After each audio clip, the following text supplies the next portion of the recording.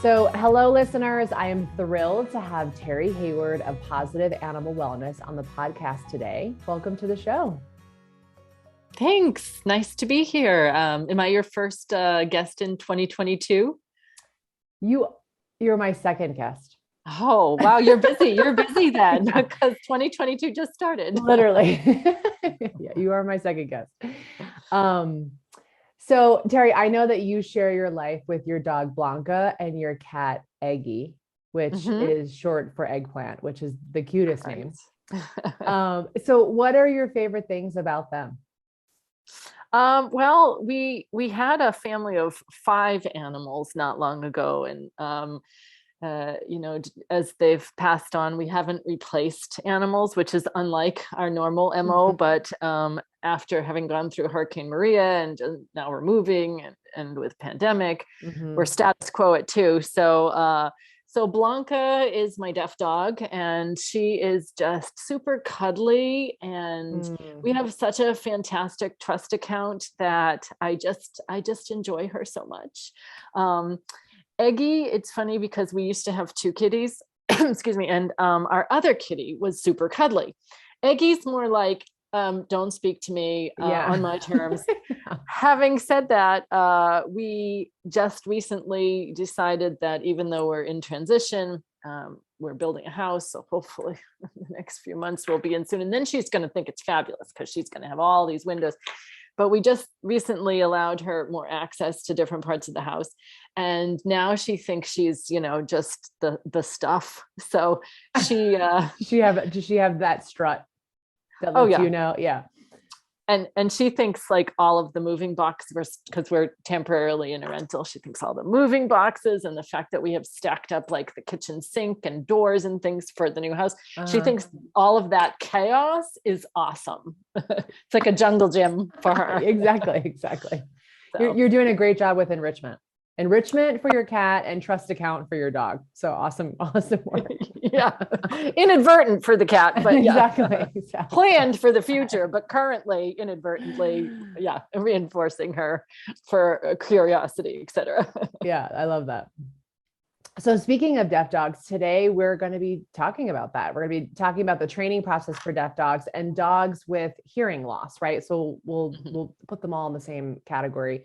And I don't have any experience in this area, and I always send folks over to you. Like people will call and I'm like, yeah, okay, here's an amazing trainer that really has experience with this. I have an idea of how to do the training process, right? But no specific experience. And fortunately, I mean, I don't know if you know that I have a 13-year-old dog, Sully, and I was just saying to his chiropractor yesterday, I'm like, I am just so full of gratitude that he's not losing his vision or his hearing. One could blame certain behavior choices he makes on losing his hearing, but he's not losing any of his hearing, which is really lovely. But I'm excited for this conversation for when the day comes that, I can support him through that. So yeah, I figured you'd be the perfect guest to have on the podcast. So thank you for being willing to discuss this topic. Well, I could passion talk about deaf dogs all day long. So I appreciate you having me on. Yeah. And in fact, my other dog who just passed away within the last couple of months was 17, and he had hearing loss due to age. He wasn't born deaf. So yeah. Great. So so is Blanca born deaf? Yeah. Yep. Okay. She doesn't have acquired deafness. She was born deaf. And George was, again, acquired. He wasn't congenitally deaf because he could hear. Although, like you said, some of the choices of his behavior, we wondered, like all people do with their dogs. Exactly. Like, you think he's lost his hearing? You're like, no, he's 7. He's 3. Yeah, exactly. But yes, he did lose a lot of his hearing and his eyesight towards the end. But yeah, so I had both ends of the spectrum with regard to deaf dogs in my household. Awesome. Well, I'm excited to talk about this. But before we get started, how did you get interested in this? Like, was it just that dogs came into your life and you said, okay, great, we need to modify the training process? Is that how that happened?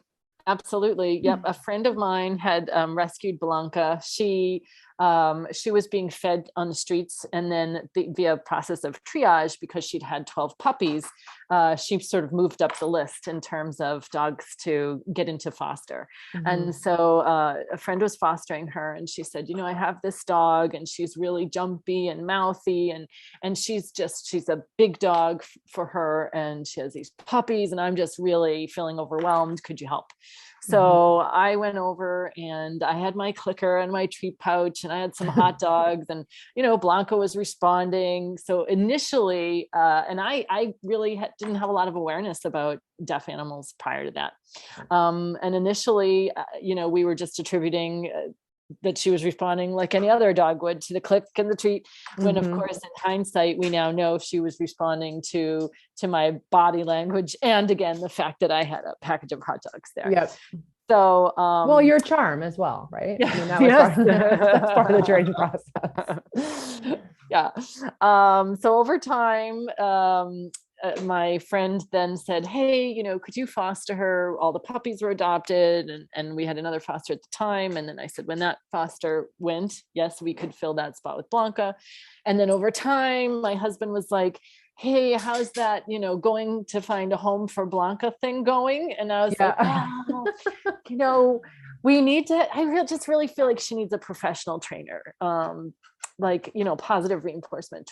And it was like, yeah, I see the writing on the wall there. But I started to look around, and, a lot of the information that I found was anecdotal or wasn't based in good, solid, positive reinforcement training. There was a lot of throwing spaghetti at the wall, and or just balanced kind of stuff that we see with dogs in general, animals in general. And so, I wrote the book, Deaf Dog Joins a Family, because I wanted to have a spot where I could just send people that would be a good resource for them. And then I started my Facebook group, which I was just saying, someone just asked me, how many deaf dogs are there in the world? And I said, well, I don't know. Exactly. Good question. But, it's like if you, let's say, have a poodle, all of a sudden you notice all the poodles, and all the poodle people. And, so now you notice more deaf dogs, and I have over 9,000 people just in my Facebook group. Yeah. Wow. So there are a lot of deaf dogs or deaf dog people interested in deaf dogs out there. Yeah, that's pretty cool. That's really interesting. Cause I had a moment where I was like, I wonder how many. I mean, like I've worked in sheltering for a lot of my career, and I'm like, how many deaf dogs have I actually come encounter with? And I want to say like a handful, right? And I've met a ton of dogs because I've always been part of a behavior and training department, right? So I'm meeting dogs all the time. But yeah, so that is really interesting. There's 9,000 people. When did you start that group? Probably 6 or 7 years ago. Wow. And also in terms of rescue, I know that there are very specific deaf and blind and double neural, and there are a lot of specific rescues. So I wonder if maybe that's why some of the animals who are deaf or deaf and blind don't maybe end up in a general rescue situation or general type shelter, because people do reach out. I have a deaf dog, I have a blind dog, I have a deaf and blind dog, and I need to rehome them, kind of things. And maybe they end up somewhere else versus like private shelters that I've worked in. Right. Yeah. Right. Maybe. Yeah. And with Blanca, when was the moment that you recognized she was deaf? So as I mentioned, she had 12 puppies, and she was just completely oblivious to the puppies. So at first we thought, wow, are her mothering skills kind of lacking? Or, but they'd be crying, because they were hungry, and she'd just be, walking away, or they'd just wander, and and you also, which is a big telltale, you could come upon where she was sleeping, and she wouldn't wake up until you maybe in that space. She was initially in a deck that was wooden, so she could feel the vibration, and then she'd wake up, once we put 2 and 2 together. Got it. Interesting. Yeah. Very interesting. Deaf dogs often appear to be sleeping very soundly. So that's often one of the first cues for folks.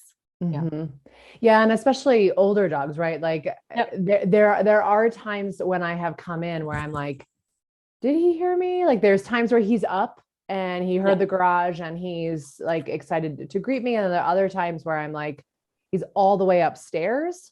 And I come in and I announce myself, and he's still laying. I mean, he doesn't come downstairs. I don't know if he's sleeping, right? Because by the time I get up there, he lifts his head. But I am curious about like where he is in the house, if he's actually hearing the garage open or interesting. But and I used to have a concrete house, well, again, but my dog would be upstairs in a back part of the house, so she couldn't have seen and she couldn't have heard, obviously, but my husband would say she'd know you were here before you came in. So I'm guessing olfactory somehow, because there was no vibration either. So we've that knows as well. So when we think about training a deaf dog, like what is the most important concepts that you want to relay to the pet parents, that they fully understand the concept of how to train their dog? So again, I'm a Karen Pryor Academy certified training partner, a faculty member, and so I'm a clicker trainer. So I thought, the very first thing we need to do is have a way to communicate. So I wanted to make sure that we had a way to mark and reinforce behavior. So I thought, okay, well, she can't hear the clicker, she can't hear a verbal marker. So we started using a visual cue, a visual marker. So I do this, like a hand flash. Some people do this. Some people do this, like a ASL, yes. But whatever it is, just like using a clicker, you want it to be consistently paired. So you condition the reinforcer. So every time you mark, you reinforce.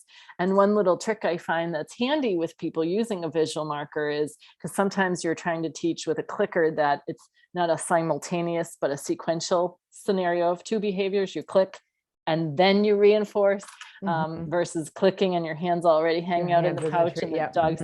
So if I have people mark and then use the same hand, they have to do two separate behaviors. I was just going to ask you, like, do you find that the training process can be actually cleaner because people, like, we're not talking, we're not, saying all this stuff, like, so you're nodding your head. So you find that the training process is cleaner. It can be, because people, anybody who has a dog, well, of course, everybody's has a dog, known a dog, but all of a sudden when people have a deaf dog, then they need to step outside of their comfort zone. It's a little bit outside of the wheelhouse, because like you said, you're not using verbal interactions and people are kind of like, wait, what do I do? And so sometimes I think they're even more deliberate. They're more deliberate about asking for assistance, how does this work? How will my dog, a lot of times the initial first impressions are anxiety about, like, oh, I don't know what to do, and how will I communicate with my dog, and fear, like, will my dog have a normal life? The answer is yes. So those are some of the primary emotions that we see in families of people because a lot of times people adopt dogs and they don't know they're deaf. Like in our case. That's, and I wonder, I'm thinking about something like recall is a really good example, where we tell our clients all the time, like, I'm not going to say, Sully, come, right? I'm going to say, Sully, I'm going to get his attention first. And then once I have his buy-in, then I'm going to cue him to come, especially during the training process. So I wonder, do clients then really lean into, like, they understand the importance of getting the dog's attention before giving them something else to do? Does that make sense? Yeah. So the second thing I suggest that people do after teaching a marker, so that you've got that communication tool, is to build a long and strong history for orienting and just voluntary check-ins, because once the dog is checking in with you frequently, because you meant that it predicts reinforcement or something that they're interested in, then you have the dog regularly glancing at you, which allows you the opportunity to provide more information. I love that, because I do notice that, like, some of our clients will talk to the dog and give information, and the dog's just like, I don't even know we were in a conversation. What do you mean? Right. And so this almost provides like additional, it's like a motivating operation for the client to really be like, okay, I have to get their attention first and before I give additional information. So another way it could kind of clean up the training process a bit, it sounds like. Absolutely. You know, the whole distance, duration, distraction, like you said, if your dog's over here distracted, sniffing something or interested for whatever reason, and they're saying sit, you know, like you said, the dog does not even realize you're in the environment at this point. So if they're waiting for a glance and then cueing the behavior, then you've already, as you said, got that sort of connection where you can cue the next thing you'd like. So okay, so you're doing visual signals as the marker, right? And you were doing like hand flash, you were doing thumbs up, you did one more. Those are just like little knocking like gesture. Yes. In American Sign Language, but okay. You can use any, just like a word, you know, you could use any word that you consistently use. In this case, you can use any visual cue that you consistently use and pair as your marker. Again, mine is this. And then same thing for any other cues. Some cues I use are tactile. If you had a blind animal, you could also use a tactile marker.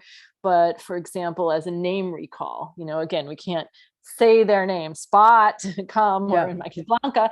So I use a double tap, which means orient to me, and then I mark and reinforce. I do twice so that the dog realizes that was intentional. I didn't just sort of accidentally brush up against you. Oh, I love that. I also do a double tug. So tug on the leash, same thing, extension of my arm. If I do that, I'm just looking for you to orient, which I'll mark and reinforce. Got it. So you're doing a visual marker, and then you are also marking and reinforcing check-ins often, right? So that there is a long learning history of checking in with the client. Right? Absolutely. Yep. And then anything else that you wind up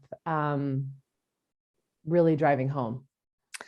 I think a lot of times there's been some confusion. You know, we have this dog, we don't know how to communicate, which, you know, in many ways is not different than a dog that has hearing. But like we were saying, sometimes people tend to focus on it because they're just at such a loss where their normal skills aren't applicable here. So it's, like you said, a nice spot to be able to come in and just sort of clean slate and clean up from the get-go. And so once you have them regularly practicing good mechanics and timing with their marking and their reinforcing and reinforcing check-ins, then you can start to teach some other things, and or just begin by reinforcing behaviors that you want to see more of. Oh, your dog's 4 paws are on the floor. Mark and reinforce that.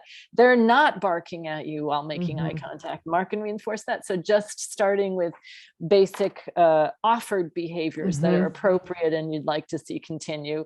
And then of course, moving to, you know, for me, settle on a mat, like you said, a recall, hand targeting, any stationing behaviors or safety behaviors are sort of loose leash walking. Sort of all of those are collections of things that I would consider important and basic. And in fact, I just recently put out a course, deaf dog training, because I just, again, you know, there's again, a lot of information about what to do out there, but I wanted to put it all in one place where I felt like, okay, someone got a deaf dog, they could go through this course, they'd have a good understanding of what qualifies as positive reinforcement, how it works, the mechanics, as well as the information behind it, and then sort of what different activities and kind of highlighting top places where people come for more help, like my dog is barking or my dog is jumping, or, you know, again, kind of commonplace things that folks need help with. Yeah, and that course is out now, right? Yes. Yeah. Okay, and great. We will link to that. There's a discount code 2022, which people can use through January to get the new year started off right. It gives them a 10% off. So awesome. We will link to all of that in the show notes. Thank you. And what are some common mistakes people make when training a deaf dog, right? Like we've already alluded to some, right? Like leaning on previous training techniques, or I mean, even when I have been engaging with a deaf dog, I wind up talking just because that is a fluent behavior of mine. Right. And then I'm like, oh, wait, the dog does not hear me. So I have to sort of shift gears and be really cognizant of what senses that they have access to. So what are some other common mistakes people make? Yeah, and I don't think talking is necessarily a negative, because we want, your emotions here to match what you're requesting. I would say the number one thing, and whether it's a mistake or not, people could debate, but I don't teach no. And so I'm also, and I'll tell you why, but I also have a YouTube video on it, and I wrote a blog post about no with deaf dogs. The YouTube is in general, any dog, but applicable obviously, but you'll see them, back with the emotion and talking, doing things like this, no, and people will say, and make a scowl. So we don't need to do that. There's no good or bad behavior. It's all just information and communication. It might be behavior that you don't want to see repeated in your house, which is perfectly logical. But instead of teaching no, we want to teach the dog, well, what to do instead, and use management to set them up for success. We don't want to wait until your deaf dog, or any dog, has done something that you don't want them to do.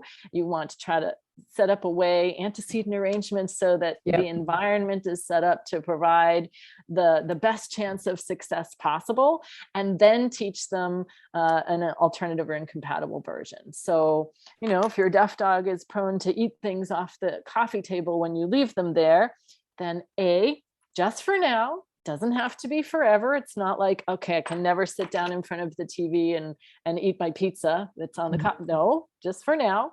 And then we can teach the dog, hey, it's way more reinforcing for you to settle on the mat right here than to go after my pizza. You don't need to say no and put an angry face on. We just teach them something better, I'm saying better in their eyes, because we make it more reinforcing, to do instead of eat my pizza off the coffee table.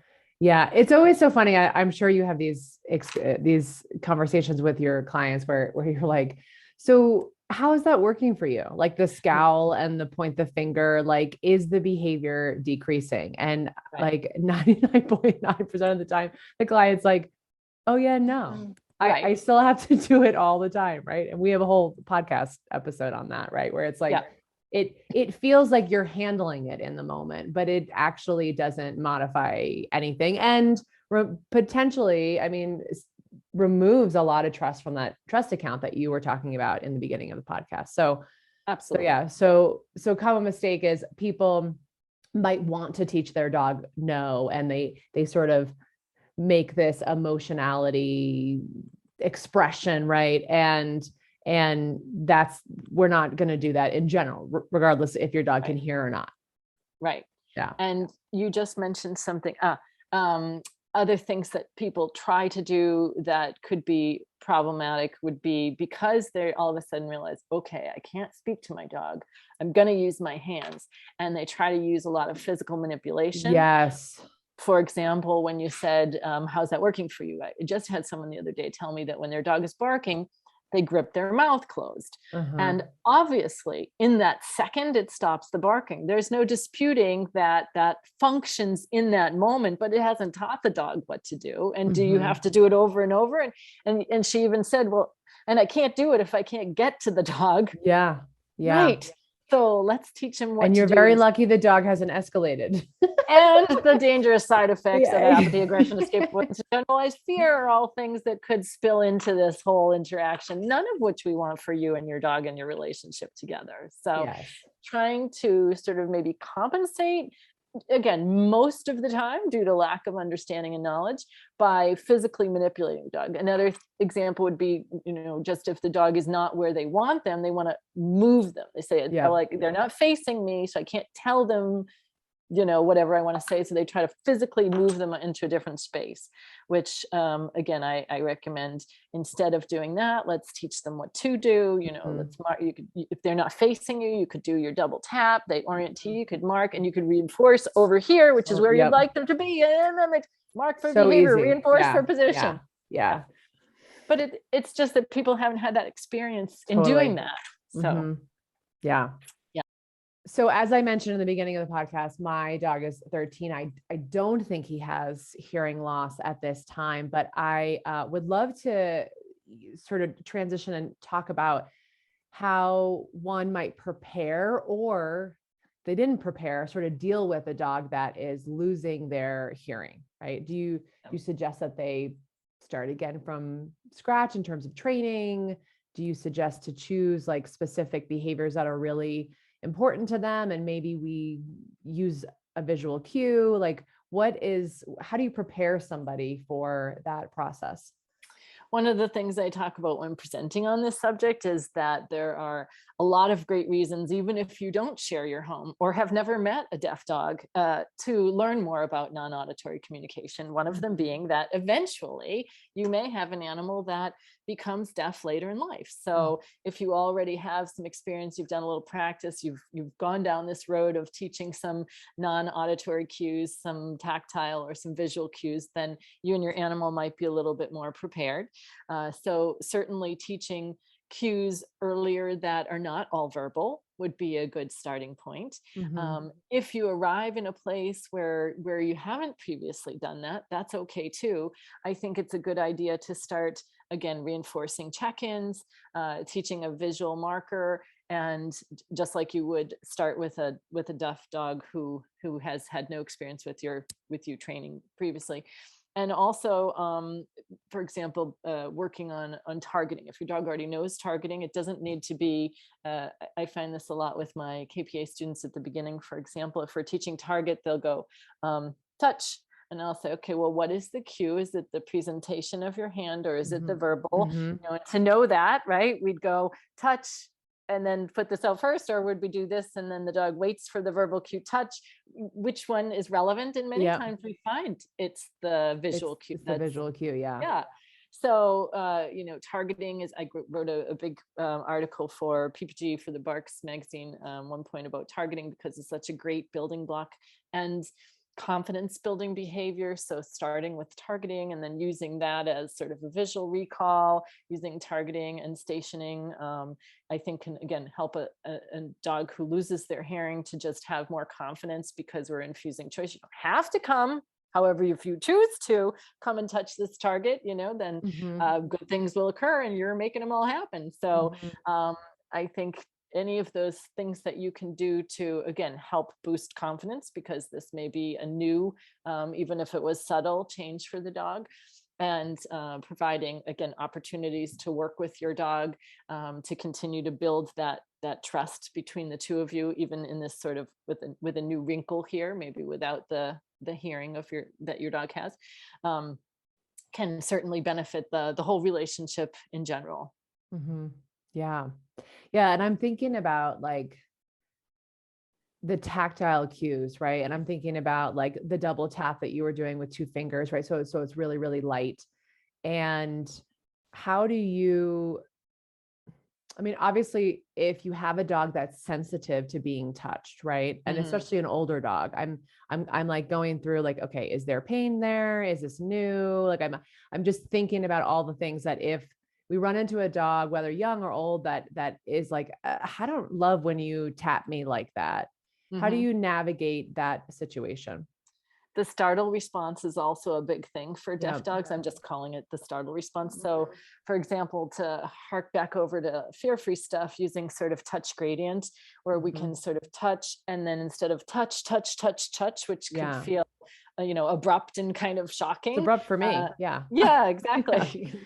So, you know, getting to a point where you're pairing touch. So classically conditioning, when I touch you, good things happen. And then touch, and then move your other hand. And sort of working on handling that way. So just focusing, like you were mentioning, leaning into that piece where you're just conditioning any seemingly out of the blue touching of my body to not predict scary things or to not be frightening. Mm-hmm. And a lot of times too, that just goes back to not with older dogs necessarily, but also dogs who lose their hearing, but with dogs who are generally deaf. There's that startle response often when dogs are getting woken up, because like I said, they seem to be sleeping really heavily. They're sleeping, and if you don't have a substrate that vibrates, they may not realize you're right there until you're right there, and then all of a sudden you are. Yeah. So using something really smelly like tuna or something so that they wake up, but then that's really great. Oh, I love that idea. To try to, help that lessen that startle response, and doing some of that with an aging dog is certainly appropriate as well. Yeah, I love that idea. Your dog probably will too. I know. Just thinking, he's like, tuna, that's amazing. Yeah. Yes, my dog would totally love that. Tuna, as he wakes up, 100%. Really, chicken. Chicken is, I don't feed him chicken often because he gets a little like yeasty in his ears, like whatever. So whenever he smells, he just loves chicken. So I'll probably use chicken. But so thank you so much for sharing all this information. And what's one last thing or anything additional that you want our listeners to know about deaf dogs or dogs with hearing loss? I'm going back to your chicken comment there too. I would say just for folks too who are using something else, like maybe a hot dog out of the fridge or chicken again out of the fridge, if you just pop it in the microwave for a couple of minutes, again, it can kind of just make that smell enhanced more, because that's sort of what we're looking for with that pairing there. So tips and tricks. Sally thanks you. Yeah. Like when we're a veggie house, but when you would wake up in the morning, if like someone was cooking bacon, like you'd smell it more than if it just came out of the refrigerator. Yeah. So folks and deaf dogs, again, when I started my journey, I just felt like I was like, what's out there? Where can I look? And as we know, the World Wide Web nowadays has information on everything, but all of it is not the best. So again, that's why I really put a lot of effort into the course that I just released, because it covers obviously information for deaf dogs, but it covers information about just behavior and training in general, so that people could understand, well, why should I do it this way if my way is working, even though like we've mentioned it doesn't maybe be on that particular moment. So I just think I was shooting for a great base for people to have, to then just set themselves up for success with their dog, for being able to have this lifelong, really good communication. My background is education. I used to be a school principal and teach too. I still teach, obviously, but now just with people with animals.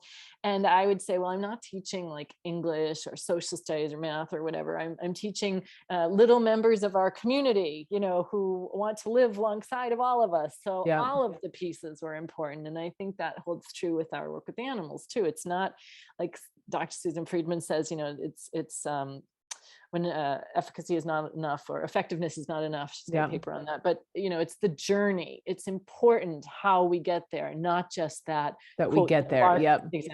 Exactly. So, and reminding people too, the question is always, what do you want your dog to do? We don't want to stop things. What do we want them to do? And we can certainly, using non-auditory communication, teach our deaf dogs to do any and all, and have a great repertoire of appropriate behaviors that enable us to just have a really comfortable life and share our home with them in that way. Yeah. Well, I love that. Thank you so much for, putting all of your experience in one place, because like I mentioned, I just send folks to you. I had a veterinarian that reached out to me that she was like, I'm doing this talk, and all of a sudden the person that's having me do the talk wants me to talk about deaf dogs, and I don't have any experience. And I don't, it was wonderful. It was a veterinarian reaching out to me to say, like, what should I say? I don't want to do a disservice to deaf dogs. I don't want to speak out of my lane. Right. And I sent her right to your website. Thank you. Yeah. Because, I can trust your resources. Right. And, so we'll make sure to link to all of those in the show notes. So for folks that have deaf dogs or hearing loss or want to prepare their dogs, I'm excited to do some training with Sully just to get him prepared for some of this. So thank you. Oh, thank you. The more the merrier. And, again, anything that we can do with our animals that keeps it fun and interesting on both ends of the leash is a good thing. So, yeah. And so listeners can find you online at positiveanimalwellness.com, correct? Correct. Yes. And you're on Facebook and Instagram under that name? Yep. Awesome. But we'll make sure to link to that and to some of the great posts that you were talking about as well. So thank you. Thank you. Yeah, thanks. For the resources. Thank you so much. And again, the course is on sale, like I said, through January to get everybody going for 2022. So maybe people will take advantage of that as well. Yeah, awesome. Well, thank you so much for being here and for prioritizing this amazing niche, right? That really, really giving it the great resources that it deserves so that people can live better with dogs of hearing loss. So thank you for that. Thank you. I think it transcends that too, because again, anytime we can expand our skill sets to include thinking about other ways to communicate, it makes us better teachers and learners too. Yeah. Yeah. Well, thank you. Thanks so much.